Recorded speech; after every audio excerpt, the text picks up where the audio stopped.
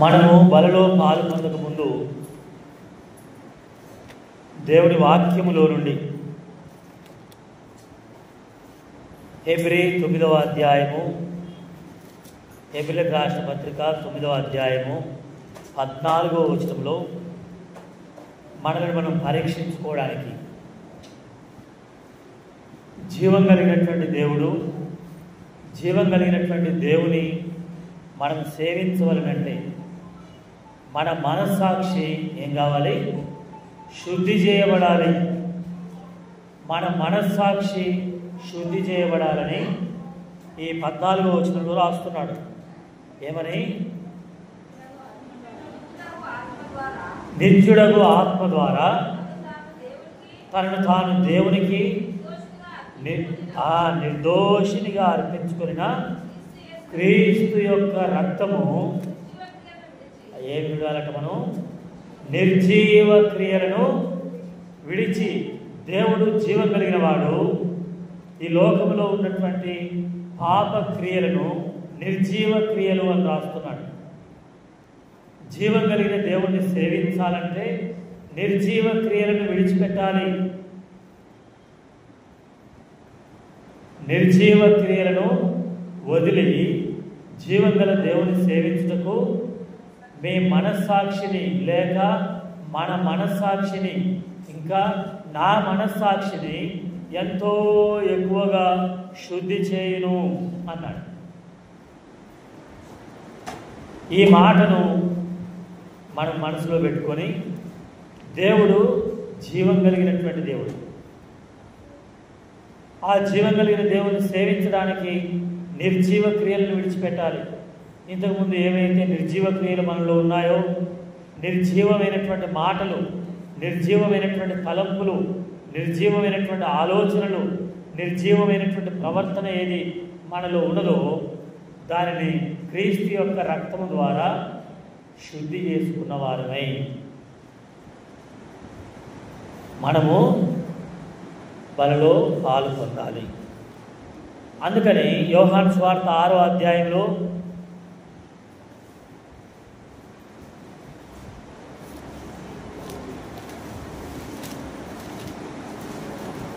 యోహాను సువార్త 6వ అధ్యాయము 57వ వచనము, జీవము గల తండ్రి నన్ను పంపెను. యేసు ప్రభువారు స్వయంగా చెప్పినటువంటి మాట. ఆయన ఎవరు? జీవము గల తండ్రి. జీవము కలిగిన తండ్రి జీవమైనటువంటి క్రీస్తుని లోకానికి పంపించాడు కనుక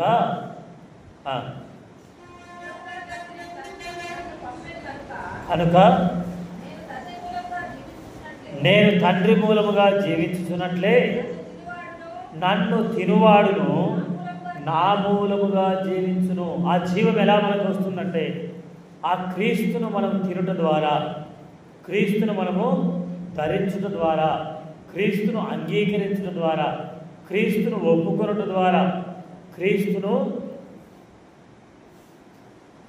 మనము భుజించడం ద్వారా ఆ జీవం మనలోనికి వస్తుంది.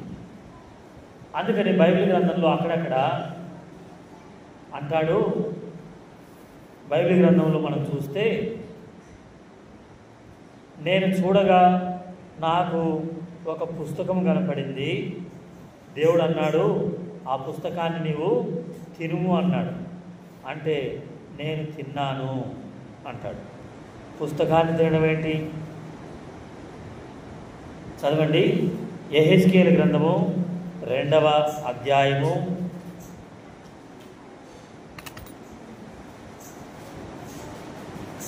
8వ వచనం.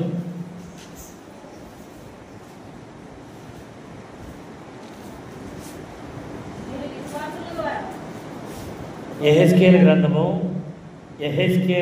2వ అధ్యాయము 8వ వచనం. నరపుత్రుడా, వారు తిరుగుబాటు చేసినట్లు నీవు చేయక నేను నీతో చెప్పు మాటను విని నోరు తెరిచి నేనిచ్చు దానిని భుజించుము. నేనిచ్చేదాన్ని తినమంటున్నాడు. ఏమిస్తాడా అని చూశాడు. ఏమిస్తాడు? రొట్టె ఇస్తాడా, కేక్ ఇస్తాడా, లేక జీవవృక్ష ఫలాలు ఇస్తాడా, లేకపోతే దేవుని వాక్యంలో ఉన్నట్లు అంజూరపు ఫలాలు ఇస్తాడా, ద్రాక్ష ఫలాలు ఇస్తాడా, లేక ఒలివ ఫలాలు ఇస్తాడా, ఏమిస్తాడా అని చూస్తే ఏమిచ్చాడట? నేను చూడగా ఏం పట్టుకున్నాడు? గ్రంథము పట్టుకున్న యొక్క చెయ్యి నా యొద్దకు చాపబడెను. 3వ అధ్యాయము 2వ వచనం. నేను నోరు తెరవగా ఆయన ఆ గ్రంథమును నాకు ఏం తినిపించాడు? గ్రంథము తినిపించాడు. అరే గ్రంథం ఎలా తింటారు? గ్రంథం అంటే పుస్తకం, బుక్కు. గ్రంథము తినిపించాడు అంటే ఏంటి అర్థం? అంటే తిన్నట్లుగా దాన్ని ధ్యానించడం, తిన్నట్లుగా. దేవుని వాక్యము దావీదు భక్తునికి ఎలా ఉందంట? తేనె కంటెను జుంటి తేనె దార కంటెను. మధురముగా ఉంది. 19వ కీర్తన 10వ వచనం. దేవుని వాక్యాన్ని వివరిస్తూ ఉన్నాడు. 19వ కీర్తన 10వ వచనం. అది బంగారము కంటెను, విస్తారమైన మేలిమి బంగారము కంటెను, కోరదగినది తేనె కంటెను, జుంటి తేనె దారుల కంటెను అవి మధురముగా ఉన్నాయి. కాబట్టి దేవుని వాక్యం 63వ కీర్తన 5వ వచనం. 63వ కీర్తన 5వ వచనం.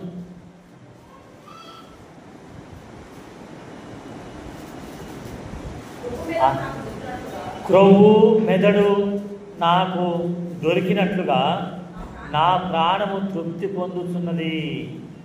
చాలు చూడండి, క్రొవ్వు మెదడు దొరికినట్లుగా నా ప్రాణం తృప్తిగా ఉంది దేవుని వాక్యాన్ని బట్టి. దేవుని వాక్యము తేనె వంటిది, దేవుని వాక్యము పాల వంటిది అన్నాడు. అంతేనా? పేతురు రాసిన మొదటి పత్రిక 2వ అధ్యాయము 3వ వచనం చివరిలో అంటాడు. 1 పేతురు 2వ అధ్యాయం 3వ వచనం చివరిలో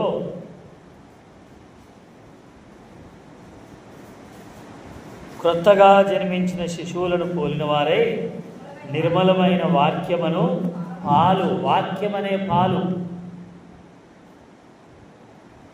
వాక్యమనే పాలు, వాక్యాహారము, వాక్య తేనె,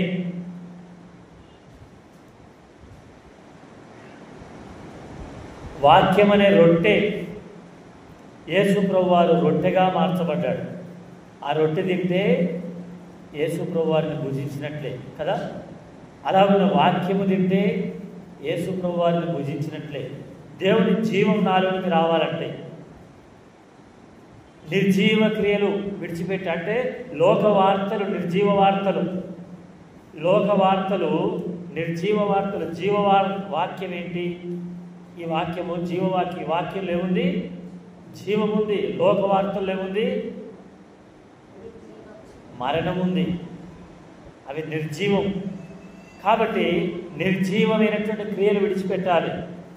అంటే లోక వార్తలు చెప్పుకొనక, లోక వార్తల్లో ఆనందించక, లోకములో ఉన్నటువంటి వాటిని ఆశించక, జీవవాక్యాన్ని. అందుకనే ఈ వాక్యము సజీవమైనటువంటి వాక్యం. ఈ వాక్యం ఏంటంట? సజీవ వాక్యం. చూడండి, యోహాను సువార్త 10వ అధ్యాయం. యోహాను సువార్త 10వ అధ్యాయము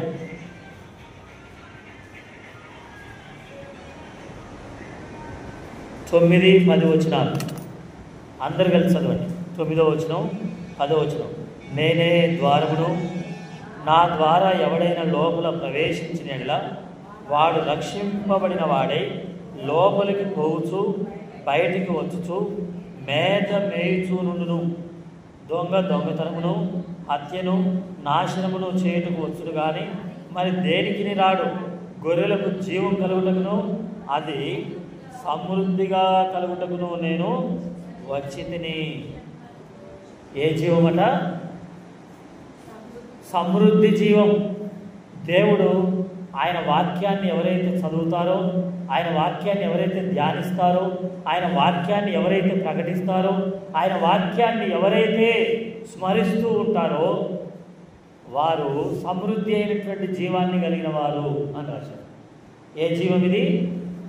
సమృద్ధి జీవం. సమృద్ధి జీవం. వాక్యములో సమృద్ధి ఉంది. నీ మందిర సమృద్ధి వలన వారేం పొందుతున్నారు? సంతృప్తి నొందుతున్నారు. చాలినంతగా తృప్తి నొందుతున్నారు. కాబట్టి దేవుని యొక్క వాక్య సమృద్ధి, వాక్య జీవం మనం పొందాలి. అప్పుడు నిర్జీవంలో నుండి మనము సజీవులంగా మనం వస్తాం. మనం నిర్జీవులమా సజీవులమా? రక్షించబడినటువంటి వారందరూ కూడా సజీవులు. సజీవులు ఇప్పుడు ఏం భుజించాలి? సజీవమైనటువంటి వాక్యాన్ని, సజీవమైనటువంటి యేసు ప్రభువారిని గురించిన వాక్యాన్ని. అందుకే వినుట వలన విశ్వాసము కలుగును, వినుట క్రీస్తును గూర్చిన మాట వలన కలుగును. ఆ క్రీస్తును గురించినటువంటి మాటలు వింటున్న కొద్దీ మనలో జీవం వస్తుంది. మనలో జీవం వస్తుంది. కాబట్టి ఈ జీవము ఎలాంటిదంట? ఒకసారి పేతురును వాళ్ళ ఇంటికి పిలిపించుకున్నాడు. పిలిపించుకొని వాళ్ళ బంధువులను, స్నేహితులను పిలిపించుకొని అక్కడ కూర్చోబెట్టి పేతురు ఏ వాక్యం చెప్తే ఆ వాక్యం వినడానికి ఉన్నాడు. ఎవరైనా చెప్పండి. పేతురును పిలిపించుకొని పేతురు ఏ వాక్యం చెప్తే ఆ వాక్యం వినడానికి వాళ్ళ బంధువులను, ముఖ్య స్నేహితులను కూడా పిలిపించుకొని వాళ్ళ ఇంట్లో కూర్చుండబెట్టుకొని పేతురును పిలిపించి వాక్యం చెప్పించుకున్నాడు. ఎవరైనా గుర్తు రావట్లేదా? అపోస్తలుల కార్యములు 10వ అధ్యాయం. అపోస్తలుల కార్యములు 10వ అధ్యాయము. ఎవరు? కొర్నేలి. అవునా? కొర్నేలి 10వ అధ్యాయంలో పేతురును పిలిపించుకోమని దూత చెప్పాడా లేదా? చెప్పాడా? 5వ వచనం.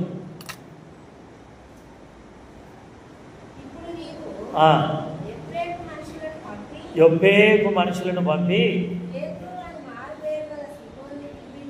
ఆ పేతురు అనే మారు పేరు గల సీమోనును పిలిపించుము. ఎవరైనా? కొర్నేలి పేతురుని పిలిపించుకోమన్నాడు. పిలిపించాడు. ఇప్పుడు 23వ వచనం లేక 24వ వచనం చూడండి.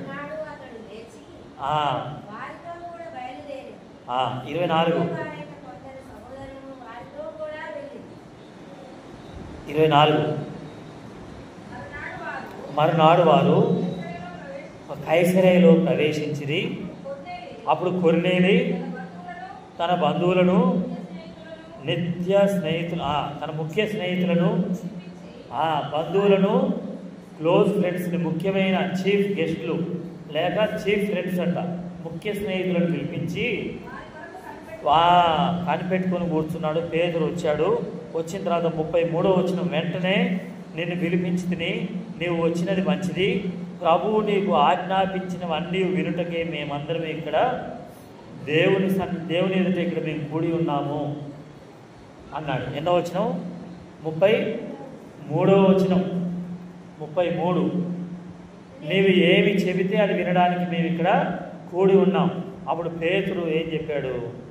36వ వచనం, యేసు క్రీస్తు అందరికీ ప్రభువు. 35, ప్రతి జనములోనూ ఆయనకు భయపడి నీతిగా నడుచుకుని వారిని ఆయన అంగీకరించును.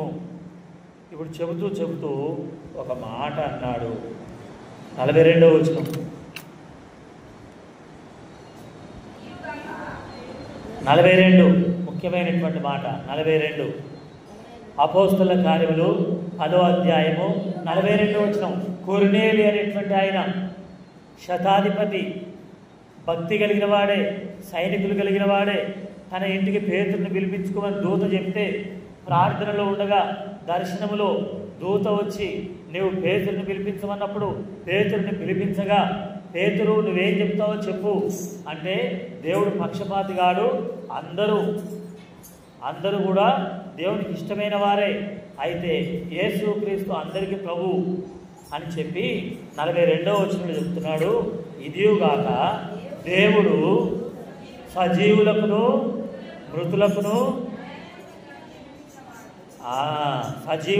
మృతులకును ఏం చేశాడట? న్యాయాధిపతినిగా నియమించిన వాడు ఈయనే. సజీవులకు మృతులకు తీర్పు తీర్చబోతున్నాడు. సజీవులంటే రక్షణ పొంది యేసును అంగీకరించి, జీవాధిపతి అయిన యేసును అంగీకరించిన వారందరూ సజీవులు. జీవాధిపతి అయిన యేసును అంగీకరించిన వారందరూ ఎవరంట? మృతులు. వారిద్దరికి లోకంలో ఇప్పుడు ఎవరున్నారు? సజీవులు, మృతులు ఇద్దరు ఉన్నారు. రక్షించబడ్డ వారందరూ సజీవులు, రక్షణ లేని వారందరూ మృతులు. కొర్నేలి ఇంటిలో చెప్పినటువంటి వాక్యం ఇది. చెబితే వారు వెంటనే ఆ మాటలకు అంగీకరిస్తున్నాడు. 43వ వచనం.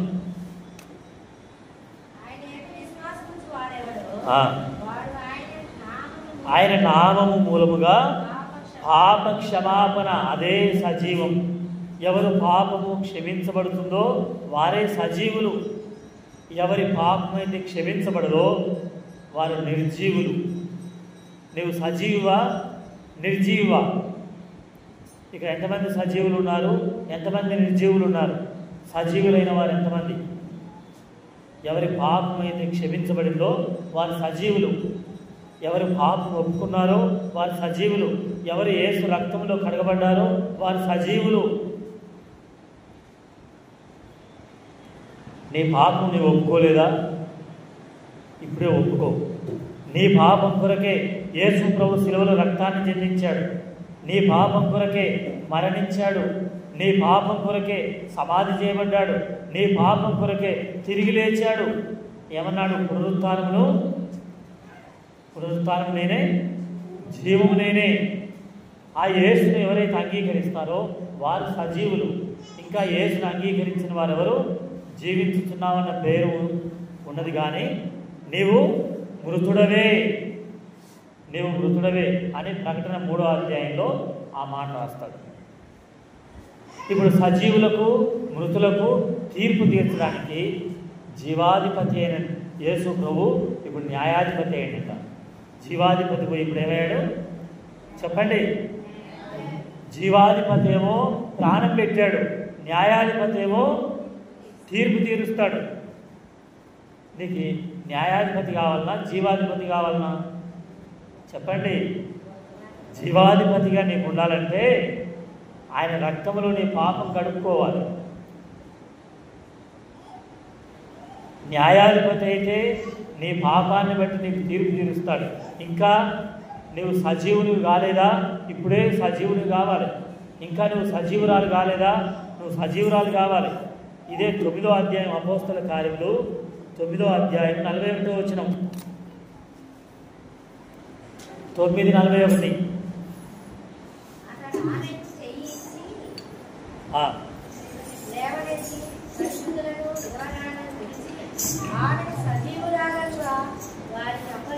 ఎవరిని తెలుసా? ఎవరిని తెలుసా? 36వ వచనం చూడండి, అర్థమైంది. 36. ఎవరామె? తబిత. ఏమైంది? తబిత చనిపోయింది. ఆమెను ఇప్పుడు పేతురు వచ్చి ఏం చేశాడు చెప్పండి? పేతురు వచ్చి ఏం చేశాడు? 45వ వచనం చివరిలో ఏమని రాశాడు? ఆమెను చెప్పండి సజీవురాలిగా వారికి అప్పగించాడా లేదా? ఉందా? 41 చివరిలో ఏముంది? సజీవురాలిగా చేశాడు. అంటే ఇంతకుముందు ఆమె ఎవరు?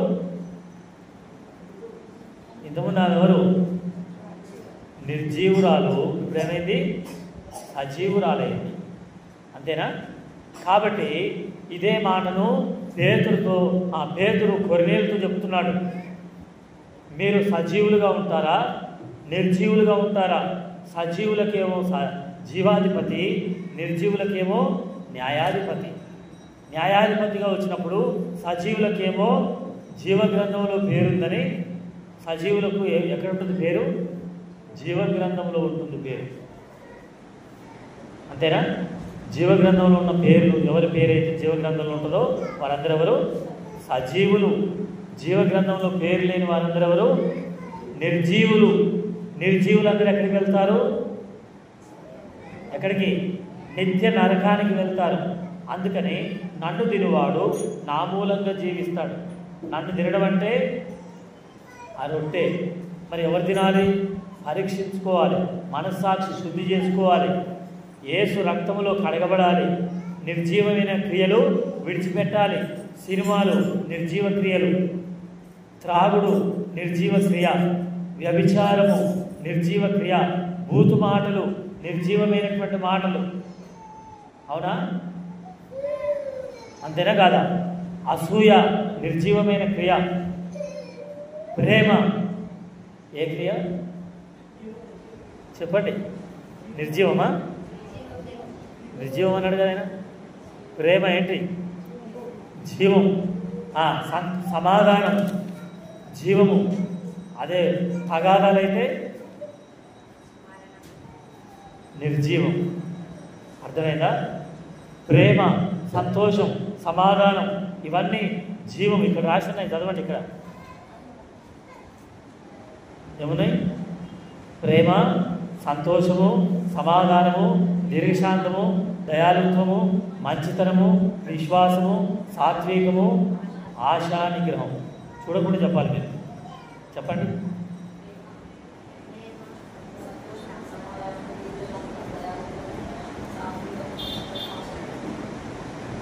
సరే, అటు ఇటు చెప్పనే చెప్పాను. కరెక్ట్గా అటు నోటికే ఉండాలి మీరు. ఇవన్నీ క్రియలు సజీవమైన క్రియలు. నిర్జీవ క్రియలంటే చదవండి. నిర్జీవ క్రియలు ఏంటో గల్తీలకు రాసిన పత్రికలోనే అదేమో 5:22లో ఉన్నాయి. 5:22లోనేమో సజీవ క్రియలు ఉంటాయి, నిర్జీవ క్రియలు ఉన్నాయి. 5:19 గలతీ 5:19 ఉందా? శరీర కార్యములు స్పష్టమై ఉన్నవి. అవేమనగా అపవిత్రత,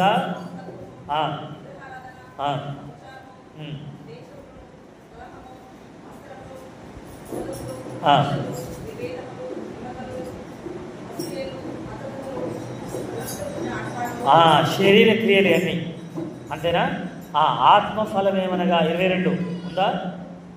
ఆత్మఫలం. ఇప్పుడు దీన్నే సజీవ ఫలము, నిర్జీవ ఫలం అని చెప్పడానికి ఎక్కడ మీకు చూపిస్తాను. రోమీలకు రాసిన పత్రిక, రోమీలకు రాసిన పత్రిక 8వ అధ్యాయం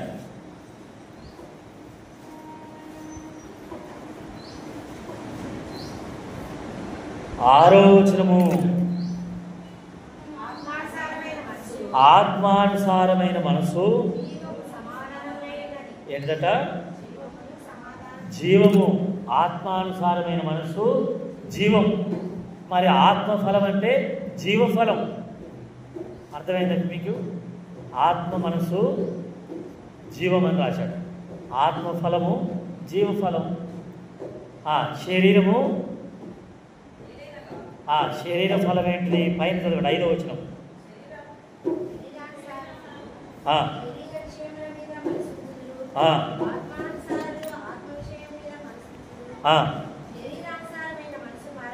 శరీరానుసారమైన మనసు మరణం. శరీర క్రియలన్నీ మరణ క్రియలు, నిర్జీవ క్రియలు.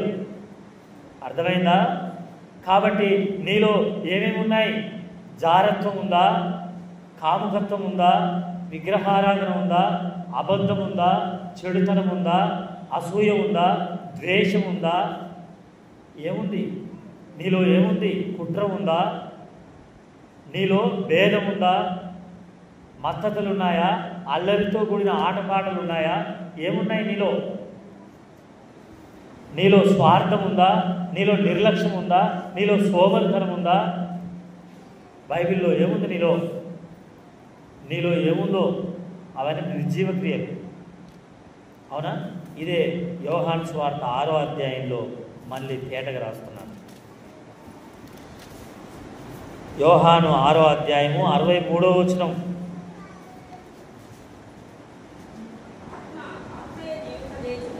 ఆత్మ జీవింపజేసిన, ఆత్మలో జీవం ఉంది, ఆత్మీయ విషయాలలో జీవం ఉంది.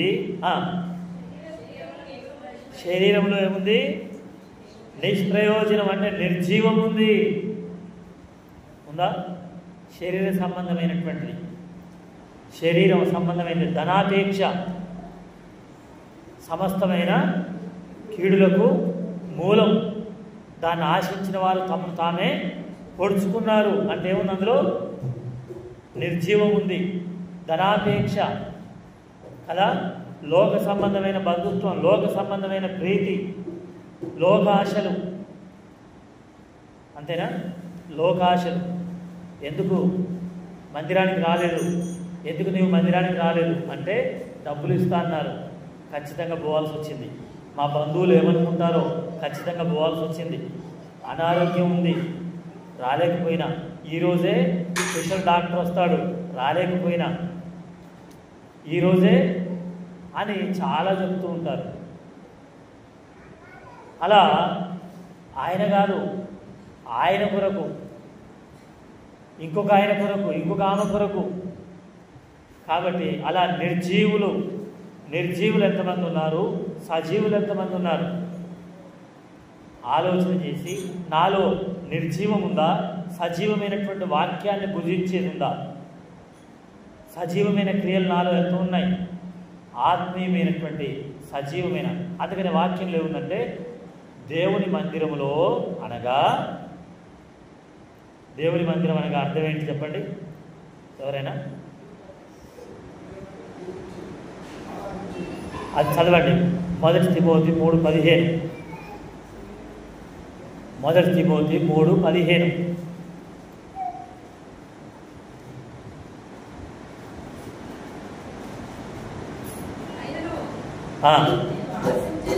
నేను ఆలస్యము చేసినట్లుగా దేవుని మందిరంలో అనగా జీవం గల దేవుని, దేవుని మందిరం అంటే జీవం గల దేవుని సంఘం. అంటే సంఘంలో జీవం ఉంది. పాట కూడా ఉంది, ఒక పాట, జీవము గల సంఘము దేవునిది సంఘము, జీవము గల సంఘము దేవునిది సంఘము, లోకముతో వేరుపడిన వారే ఈ సంఘము, లోకానికి రక్షణ మార్గం చూపు దీపస్తంభము, జీవము గల సంఘము దేవునిది సంఘము అని కొత్తగా పాడుతున్నారు. ఈ పాట పాతదే కానీ మన పుస్తకంలో లేదు కాబట్టి మనకు కొత్తది. సంఘము, మందిరం అంటే జీవం కలిగిన దేవుని సంఘము. కాబట్టి మందిరము, చాలామంది మందిరం అంటే నిర్లక్ష్యం చేస్తున్నారు. అలా ఈ మాటలన్నీ కొర్నేలి ఇంటిలో చెబుతున్నాడు, పేతురు చెబుతున్నాడు. చెప్పినప్పుడు వారి మీదికి పరిశుద్ధాత్మ దేవుడు దిగాడు. అపోస్తల కార్యములు 10వ అధ్యాయం చదవండి. అపోస్తల కార్యములు 10వ అధ్యాయం 44వ వచనం.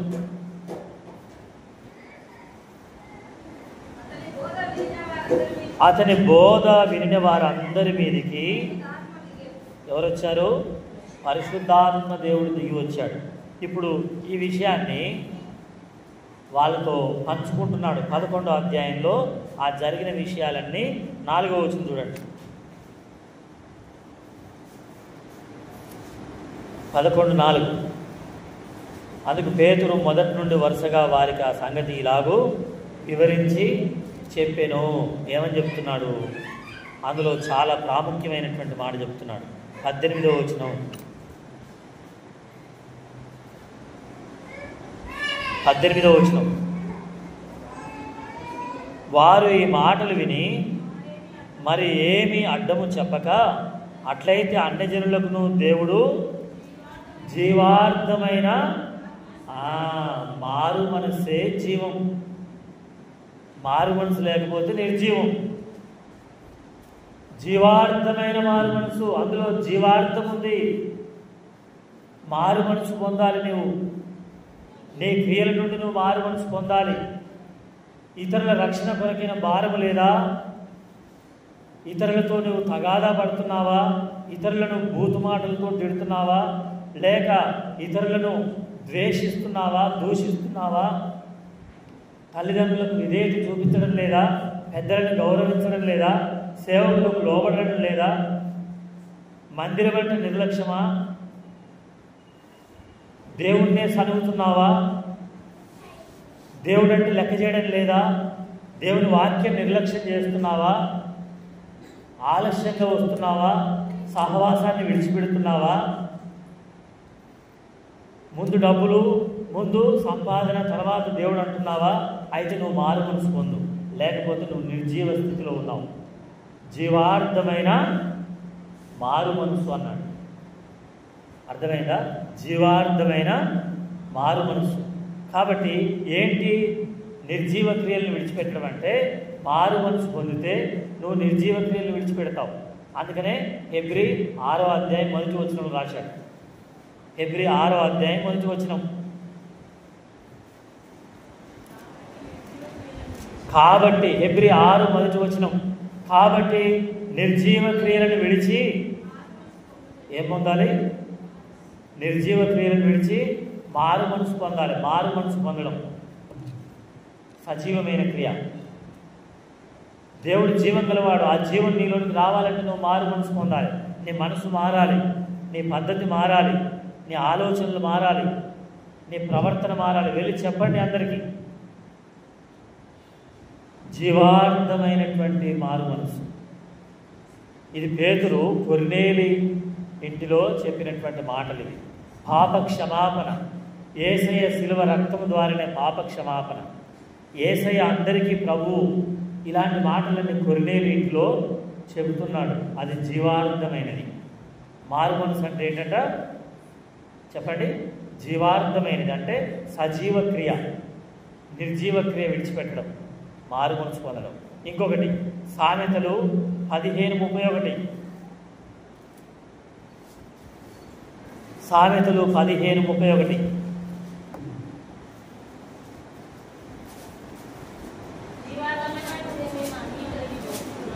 ఏంటంట? జీవార్థమైన ఉపదేశమును అంగీకరించిన వాడు ఎక్కడుంటాడు? జ్ఞానుల సహవాసంలో ఉంటాడు. జ్ఞానుల సహవాసంలో అంటే చెడగొట్టే సహవాసంలో ఉండడు, నష్టము చేసే సహవాసంలో ఉండడు, కుటుంబాలను కూలగొట్టే సహవాసంలో ఉండడు, సంసారాలను చెడగొట్టే సహవాసంలో ఉండడు, లేక సాక్ష్యం పోగొట్టే సహవాసంలో ఉండడు. ఏ సహవాసంలో ఉంటాడు? జీవార్థమైన ఉపదేశాన్ని పొందినవాడు. అందులో ఉపదేశము జీవార్థమైన ఉపదేశం, జీవార్థమైన మారు మనసు అన్నాడు. అంతేనా? ఒకటేమో జీవార్థమైన మారు మనసు, ఇంకొకటేమో జీవార్థమైన ఉపదేశం పొందితే జ్ఞానుల సహవాసంలో ఉంటాడు. ఎవరితో సహవాసం చేస్తావు? కొంతమంది ఉంటారు, కొంతమంది ఏం పోతానులే మందిరానికి అనేవాళ్ళు, కొంతమంది ఎప్పుడు చూసినా చెడగొట్టే వాళ్ళు, పని చేయరు, చేయనివ్వరు, పని చేయరు, వాళ్ళు చేయనివ్వరు, ఎప్పుడు నిర్లక్ష్యంగా అనవసరమైనటువంటి ముచ్చట్లు, ఇలాంటి సావాసాన్ని పోగొట్టుకుంటారు. ఇంకా యూదా పత్రిక 21వ వచనం, ఒకటే అధ్యాయం ఉంది, 21వ వచనము.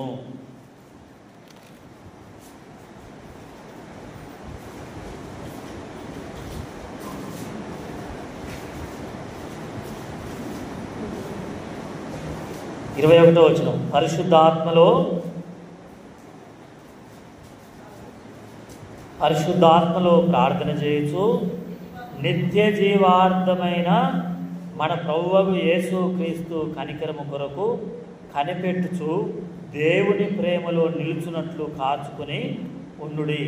ఏంటిది జీవార్థం అంటే? దేవుని సన్నిధిలో కాచుకొని ఉండడం, కనిపెట్టుకొని ఉండడం, దేవుణ్ణి అడగడం, దేవుని చిత్తాన్ని తెలుసుకోవడం జీవార్థమైనది. దేవుణ్ణి అడగడం, దేవుని ద్వారా పొందడం. కొంతమంది ఎవరిని అడుగుతారు? ఇంకా సిద్ధాంతులను అడుగుతుంటారు, అన్యులను అడుగుతుంటారు, ఇంకెవరో విగ్రహారాధికులను అడుగుతుంటారు, లోకస్తులను అడుగుతుంటారు, ఇంకా వేరే వారిని అడుగుతూ ఉంటారు. ఇంకా శకునం చెప్పేవారిని, మంత్రజ్ఞులను, రకరకాలైన విద్యలు చేసేవారిని, అలాంటి వాళ్ళ దగ్గర విచారణ, దేవుని దగ్గర కనిపెట్టుకోరు.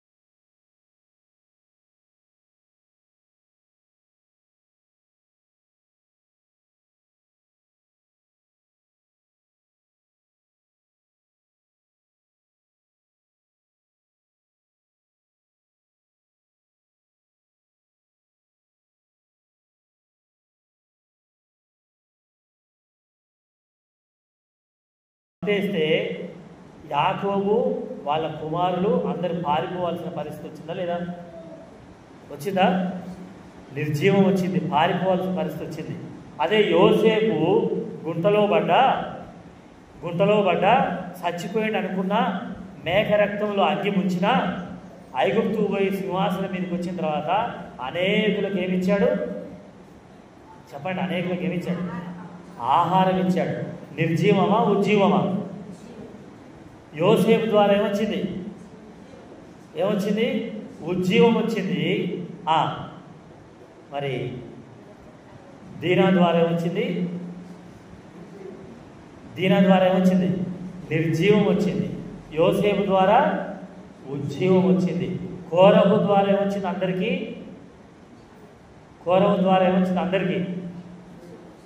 తెలియదా? కోరహు ఆయనతో పాటు ఉన్న వాళ్ళందరూ ఏమైనా జీవంతోనే పాతాళంలోకి దిగిపోయారండి. అది సంఖ్యాకాండం 26వ అధ్యాయంలో రాసింది. వాళ్ళు ప్రాణాలతోనే పాతాళంలోనికి దిగిపోయారు. కోరహు ద్వారా నిర్జీవం వచ్చింది, మోషే ద్వారా ఉజ్జీవం వచ్చింది. అంతేనా? నీ ద్వారా ఏమొస్తుంది సంఘములో? నీ ద్వారా ఏమొస్తుంది తిప్పర్తిలో? నీ ద్వారా ఏమొస్తుంది ఇందుగులలో? నీ ద్వారా ఏమొస్తుంది మీ ఊర్లో, నగరేకల్లో? ఇండ్లూరులో ఏమొస్తుంది నీ ద్వారా? నీ ద్వారా ఏమొస్తుంది? ఉజ్జీవం వస్తుందా? నిర్జీవం వస్తుందా? ఉజ్జీవం రావాలి నీ ఊర్లో, నీ కుటుంబంలో, నీ బంధువుల మధ్యలో. ఉజ్జీవమా నిర్జీవమా? మోకరించి కళ్ళు మూసుకురండి. కళ్ళు మూసుకురండి. నీ ద్వారా ఏం రావాలి? జీవం కలిగినటువంటి దేవుడు నీలోనికి వస్తే నీలో ఉన్న నిర్జీవం పోయి ఉజ్జీవం రావాలి. ఉజ్జీవం రాకుండా నువ్వు అట్లనే బెదిరుగుట్టు పెట్టుకొని చూస్తే, బెల్లం కొట్టే రాయిలాగా చూస్తే ఒకరోజు తీర్పులో పాల్పొందుతారు మీరందరూ. నీ దగ్గరికి జీవాధిపతిగా రాడు, న్యాయాధిపతిగా వస్తాడు. జాగ్రత్త. మోకరించి కళ్ళు మూసుకొని పరీక్షించుకుందాం, సరి చేసుకుందాం. నిర్జీవమా ఉజ్జీవమా? సరి చేసుకుందాం. దేవుడు ఈ వాక్యాన్ని బట్టి మనల్ని ఉజ్జీవమైనటువంటి స్థితిలోనికి దేవుడు తీసుకొని వచ్చును గాక.